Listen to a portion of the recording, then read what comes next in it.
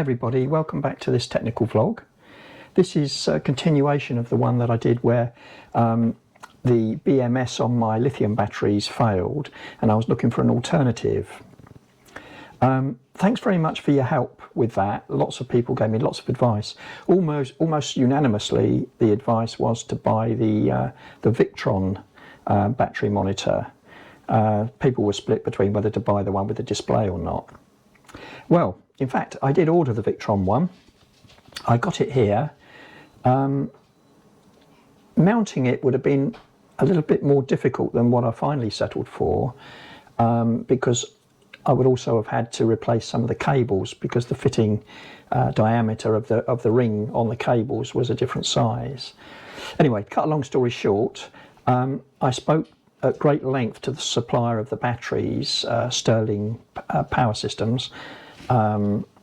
Sterling Power Products is their name actually, and very helpful guy, and in the end he offered me a good discount on their version of what I went for, which is the Sterling BM1 battery monitor. So I'm going to unbox this in a moment, show you what's in the box, and then I'm going to fit it. And hopefully then I'm going to be able to show you how it works, as long as I fit it right. So let's get on with it. Right, so what's in the box?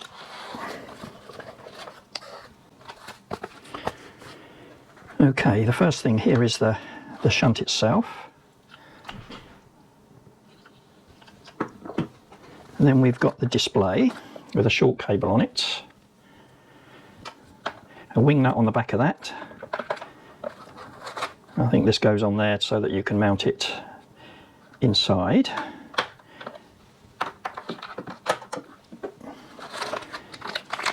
Right, that's obviously a data cable that plugs into the shunt, and the other end plugs into the little display.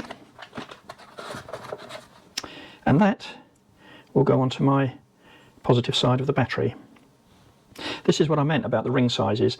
On this one, everything is 8mm. If I'd gone to the Victron, I'd have had to change to 10mm, and that would have meant a new set of cables. I could have made a cable, but as this was a lot cheaper, I went with this. So now I've got to get on with installing it.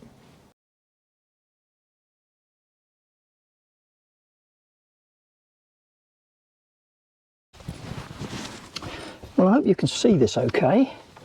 It's a bit tight under here to working. So I'm just taking out the existing negative.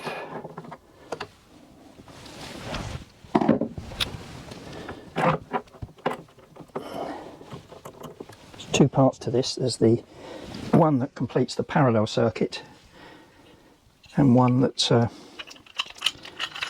it goes to the buzz bar. Now, I don't know if you can see this, but this comes with a Perspex mount. Well, I'm not going to use that. I'm hoping I can go directly onto the battery terminal. What I'm trying to do is to mount the B side, the battery side, directly onto the battery, and then the other one, the one that goes to the buzz bar, onto there, so that everything will flow through this. So what I'm trying to do here is to mount this directly onto the battery terminal.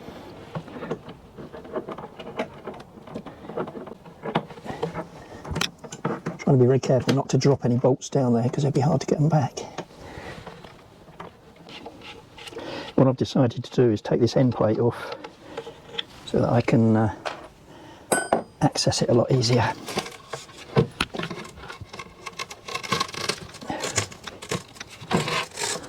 I forgot how much Velcro I put on there. So, because I won't be able to reach it when it's mounted, I'm going to put the positive wire on here now. So I'll put that into there. There is a wiring diagram for this. I didn't get one in the box, but they've got it all. You can download it from the internet. Right, so that's attached firmly. So I'm back where I was, needing to mount this.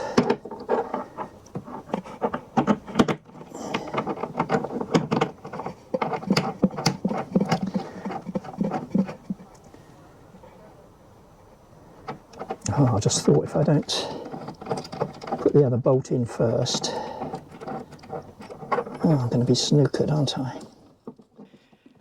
Sorry, this is incredibly hard to film. My hands are in the way. I will show you what I'm doing in a minute, and I will show you pictures of it.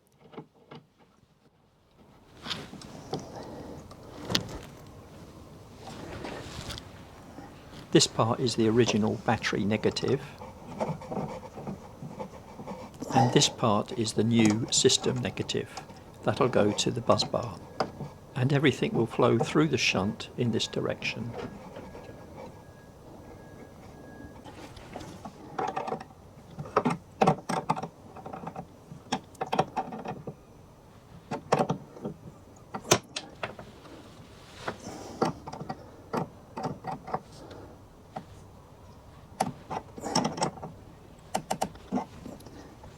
Right, that seems nice and firm. And on the other side,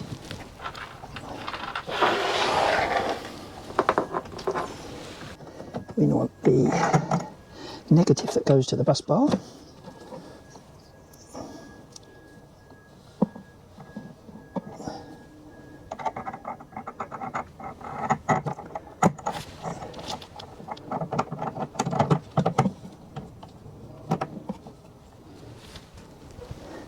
Retaining lock nut.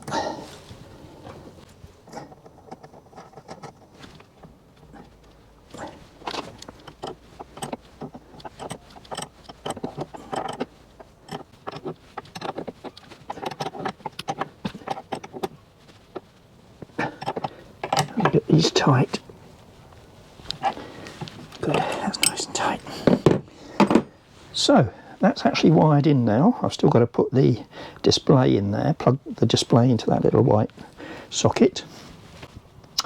But before I do that, I need to attach the positive. Ah, it's this one I need to. Actually, it shouldn't make any difference. No. I'll do it to the one that goes to the buzz bar.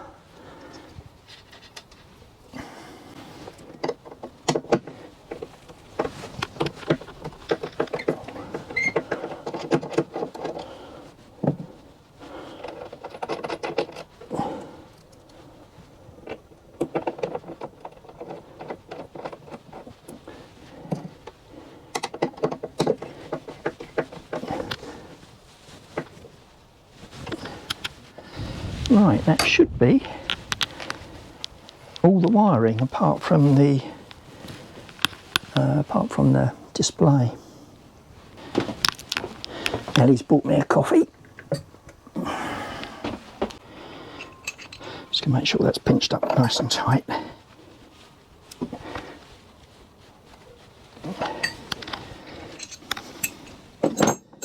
Yeah, now I don't know if you understood what I was saying about the Victron one.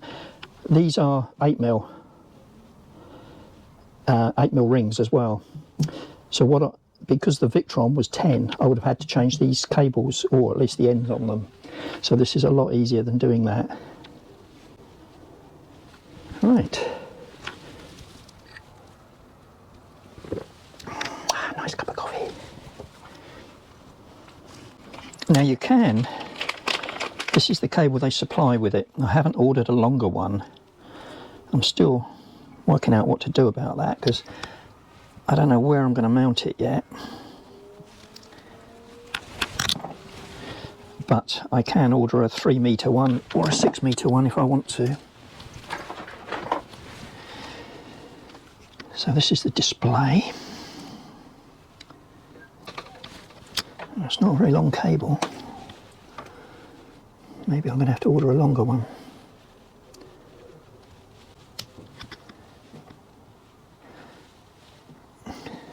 And the colours match, that's handy.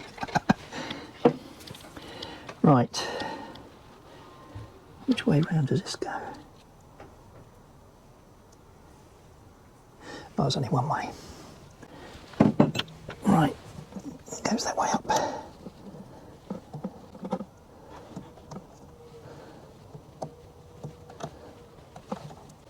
Right, that is in. Oh, and the display is on. That's good. So that's showing me 13.5 volts. Let's take this off. I don't like those. So what I have to do now is set up the amp hours, the power of the batteries basically. So these two batteries, 120 amp hours each, so that's 240. So hold that for 3 seconds. Now I have to hold it for 3 seconds.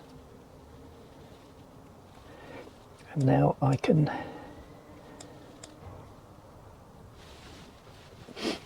put my amp hours in there, which should be 240. This is basically calibrating it all so that the system knows what the batteries are.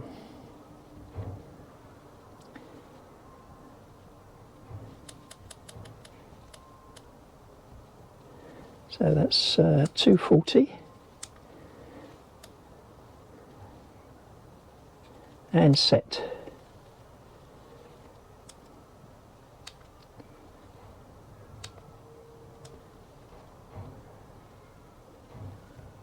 Now I have to set the percentage. I believe these batteries are full at the moment. I can always do this again if they're not. So 100%. So 240 amp hours. No amps being drawn because nothing turned on at the moment. And the percentage is 100%. So I'm going to start to turn some things on now. So it's not drawing anything at the moment. I don't think I've even got the habitation turned on, so I'll do that first. What can I turn on that's going to use some apps? I'll turn the fridge on. Right, I don't know if you can see, but I've got a little down arrow. That means it's being depleted rather than charged. So I doubt very much if it's altered the percentage yet. Oh yeah, 99.9. Volts is still the same. Yeah, that tells me downward arrow. I'm using 5.1 amps, varying a bit. Brilliant. Right, now what I've got to do is find somewhere to mount this. Right, I've decided, at least temporarily, to mount the device here. It's actually very close to the switch for the inverter, so that should work out quite well. Ellie can look at that and decide whether to turn the inverter on or not. So that's volts, 13.51. Amps being drawn, nothing. That's what's remaining of the amp hours of the battery. And in percentage terms, 99.8. Yeah, so I may not bother getting an extension lead and mounting it somewhere else. So I think that's gonna do the job. Because I'll have it on the Bluetooth anyway, so I'll be able to check it mostly on the Bluetooth. But it's there if we need it. Job done. Let's hope it continues to perform. I'm sure it will. Well, let's get the app sorted. Let's see if we can find it first of all. Yep, there it is. That's the one. Double click to authorise installing it. It's downloading now. That was pretty quick. Didn't take long. Right, let's launch the app. Authorise Bluetooth. Turn that on.